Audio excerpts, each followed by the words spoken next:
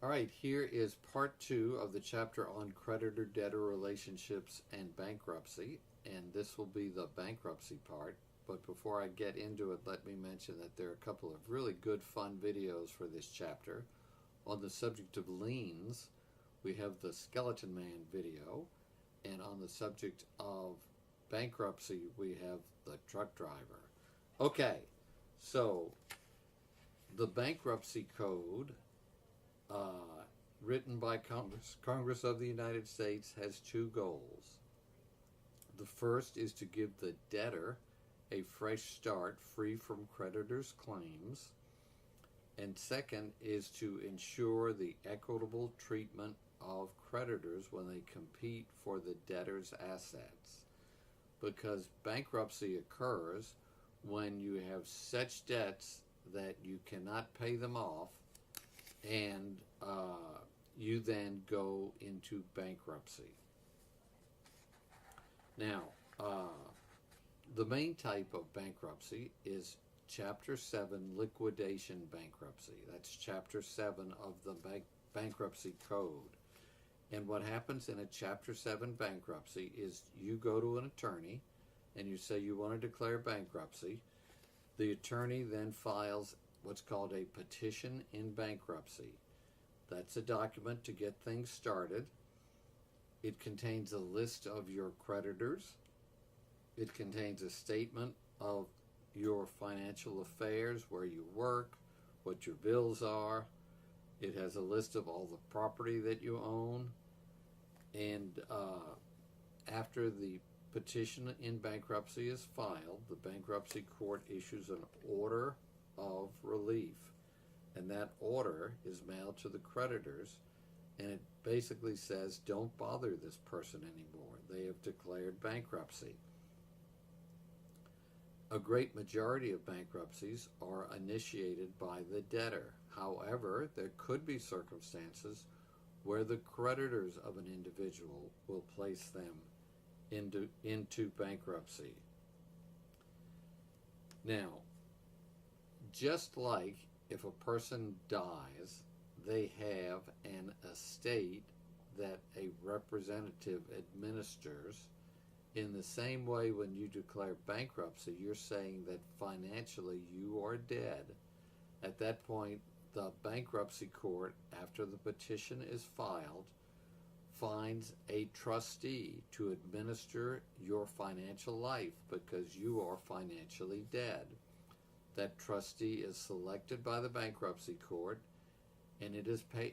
He or she is paid by the bankruptcy court. That person could be an accountant, a lawyer, a business person, etc. Now, that person's job is to liquidate your estate, that is, your assets, and then to figure out what your liabilities are, and to pay out some percent of what you're worth to each creditor. So if you're a creditor in a bankruptcy, you may get 10% of what you're owed, or 15%, or 5%. It just depends on what your assets are. So the bankruptcy code has an order or a list to instruct the trustee who to pay first. Obviously, the bankruptcy court filing fee gets paid way up at the top. The attorney's fee gets paid way up at the top.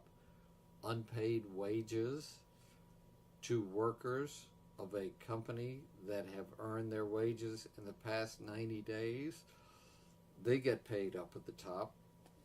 Sometimes alimony and child support payments are paid way up at the top. Sometimes they're not even eligible for bankruptcy.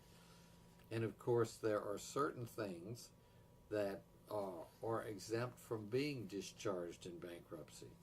If you forgot to put a creditor on your list of creditors, after your bankruptcy is over, you still owe them the money. If your problem is back taxes for the past 3 years, Congress does not allow you to discharge those debts in bankruptcy. If if you are in debt because you're involved in a fraudulent scheme, then that debt cannot be discharged in bankruptcy. If you've committed malicious conduct and go bankrupt, what you owe due to that malicious conduct is not dischargeable in bankruptcy. Federally backed student loans are not dischargeable in bankruptcy. Now, there's another type of bankruptcy, in addition to liquidation bankruptcy, which is called Chapter 11 reorganization bankruptcy. That occurs when the management of a company that feels like it's coming close to bankruptcy goes to the bankruptcy court and says, we don't want to liquidate everything and go out of business. We want to continue with the current management and proceed ahead, but just give us relief from a set number of creditors. For example, a lot of airlines in the past 20 years have gone into reorganization bankruptcy. The court allowed them to have relief over their fuel creditors, but not the other creditors. And with that relief from the fuel creditors, they were able to continue on in business and come out of bankruptcy. Okay,